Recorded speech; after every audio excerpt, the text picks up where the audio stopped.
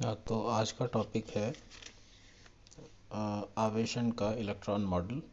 पहले वाले पार्ट में मैंने आप लोगों को ये बता दिया था कि घर्षण विद्युत क्या होती है, किस तरीके से आवेशन होता है, विद्युत आवेश कितने प्रकार का होता है।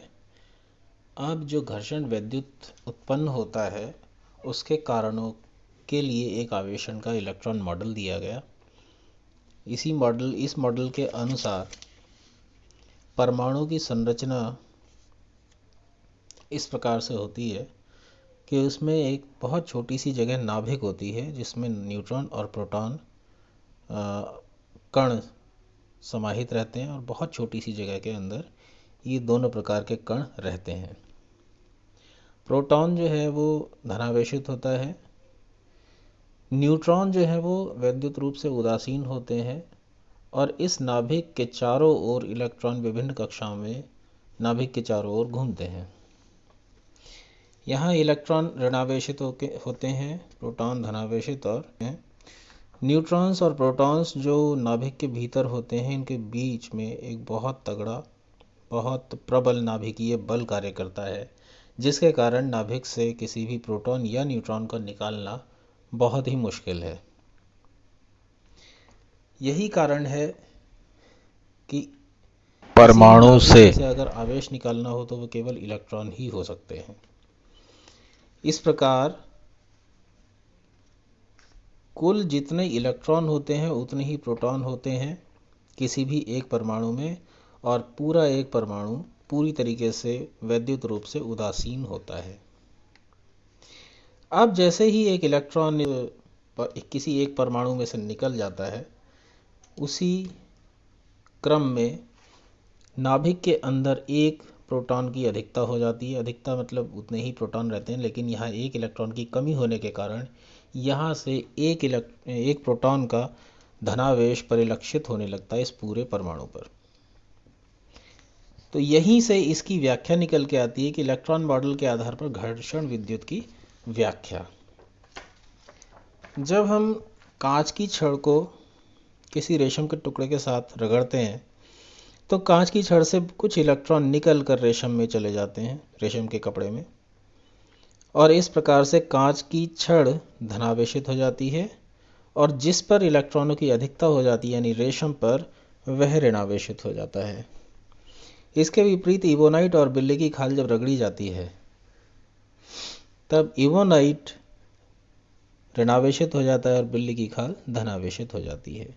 लेकिन इस क्रम में हम देखते हैं कि जितना आवेश कांच की छड़ से निकला ठीक उतना ही आवेश रेशम के कपड़े पर चला जाता है, और इसी प्रकार इबोनाइट। अब घर्षण विद्युत की व्याख्या अगर इस आधार पर की जाए तो होता क्या है कि जैसे ही इन दोनों को रगड़ा जाता है तो इनकी सतह के ऊपर, कांच की सतह के ऊपर जो कुछ इलेक्ट्रॉन उपलब्ध होते हैं वे ऊष्मीय ऊर्जा प्राप्त करते हैं और कांच की छड़ से बाहर निकल जाते हैं तथा रेशम पर आ जाते हैं।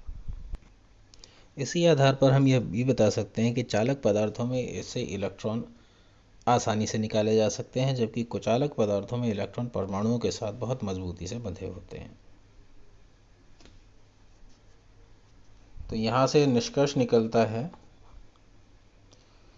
कि जब किसी पदार्थ से इलेक्ट्रॉन निकल जाते हैं तो वह धनावेशित हो जाता है, जबकि किसी वस्तु द्वारा, किसी पदार्थ द्वारा इलेक्ट्रॉन ग्रहण किए जाते हैं तो वह ऋणावेशित हो जाता है। अगले टॉपिक पे आते हैं जो है विद्युत आवेश। विद्युत आवेश को हम परिभाषित आसानी से नहीं कर सकते, इसलिए एक रफ परिभाषा है उसकी, जिसमें हम ये कहते हैं कि विद्युत आवेश वह भौतिक राशि है जिसके कारण किन्हीं दो वस्तुओं के बीच आकर्षण अथवा प्रतिकर्षण बल उत्पन्न होता है या महसूस होता है।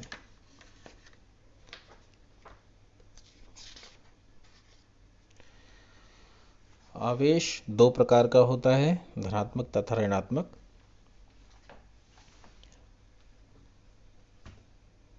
धनात्मक आवेश प्रोटॉनों पर तथा ऋणात्मक आवेश इलेक्ट्रॉनों पर पाया जाता है। इसे कैपिटल क्यू अथवा स्मॉल क्यू से प्रदर्शित किया जाता है। इसका SI मात्रक कूलॉम, जिसे कैपिटल C से प्रदर्शित किया जाता है, होता है। इसके अलावा इसका एक मात्रक है एम्पियर सेकेंड।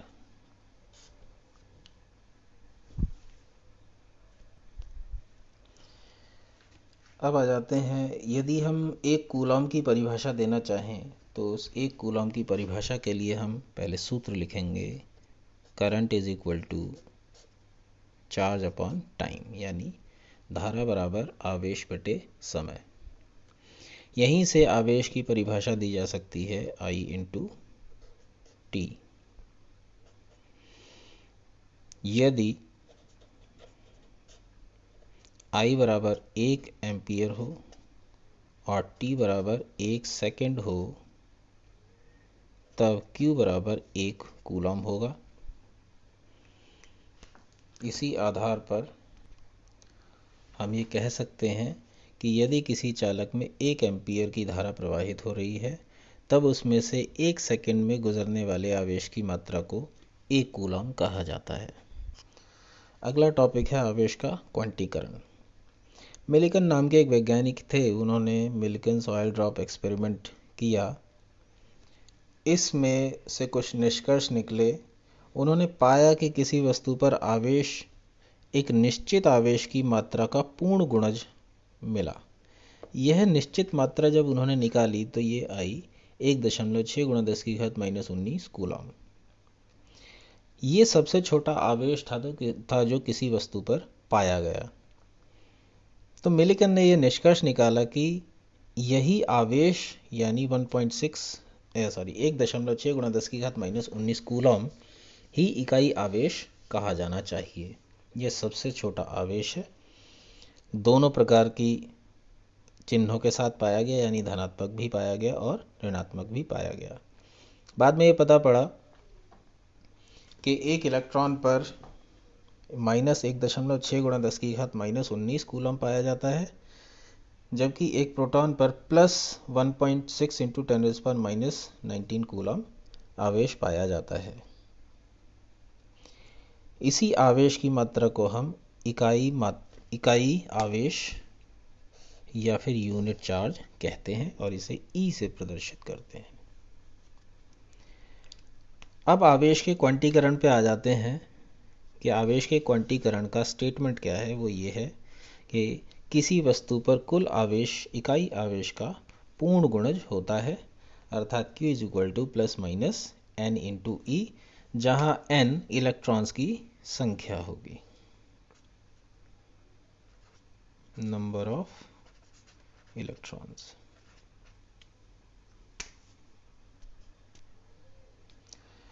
अगला टॉपिक है आवेश संरक्षण का सिद्धांत। यहाँ पर एक टर्म आती है विलग निकाय।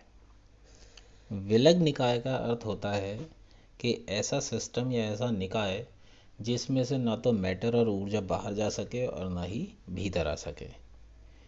तो ऐसे किसी विलग निकाय का कुल आवेश नियत रहता है, भले ही आवेश का वितरण निकाय के भीतर ही भीतर बदलता रहे। जैसे कांच और रेशम का कपड़ा एक सिस्टम बनाते हैं, एक निकाय है। कांच की छड़ को जब रेशम के कपड़े पर रगड़ा जाता है तो कांच की छड़ से इलेक्ट्रॉन्स निकलकर रेशम के कपड़े पर आ जाते हैं। पहले भी ये सिस्टम, रगड़े जाने से पहले भी ये इन दोनों का से बनने वाला निकाय पूरी तरह से वैद्युत रूप से उदासीन था, और रगड़े जाने के बाद इन दोनों पर बराबर मात्रा में आवेश आ जाता है। मान लीजिए इस पर Q आवेश आ गया तो इस पर भी Q आवेश ही आएगा। इसके कुछ और एग्जाम्पल भी हैं, जैसे एक उच्च ऊर्जा वाला गामा फोटॉन नाभिक के प्रबल विद्युत क्षेत्र से जब गुजरता है तब वह बराबर और विपरीत आवेश के इलेक्ट्रॉन एवं पॉजिट्रॉन में विघटित हो जाता है। अब ये गामा फोटॉन है। इस गामा फोटॉन का कुल आवेश 0 है। इसके विघटन के बाद भी कुल आवेश अगर इन दोनों का देखा जाए, पॉजिट्रॉन और इलेक्ट्रॉन का, तो वो भी बराबर मात्रा का है और कुल मिला के 0 ही होता है। इस घटना को हम कहते हैं युग्म उत्पादन, पेयर प्रोडक्शन। ये एग्ज़ाम में भी आता है, एक एक नंबर में, काफ़ी इम्पोर्टेंट होता है। तो यहाँ भी हमें यही देखना है कि पहले भी, घटना से पहले भी कुल आवेश ज़ीरो था और घटना के बाद भी निकाय का कुल आवेश ज़ीरो है। इसके ठीक एक विपरीत प्रक्रिया भी होती है, घटना होती है, फेनोमेना है कि जब एक पॉजिट्रॉन और एक इलेक्ट्रॉन बहुत अधिक पास आ जाते हैं तब वे आपस में समाहित होकर दो गामा फोटॉन्स का उत्पादन करते हैं। यहाँ पर आप लेफ्ट साइड में देख सकते हैं कि निकाय का इलेक्ट्रॉन, पॉजिट्रॉन और इलेक्ट्रॉन का कुल आवेश ज़ीरो है और पेयर प्रोडक्शन, पेयर एनिहिलेशन यानी युग्म विलोपन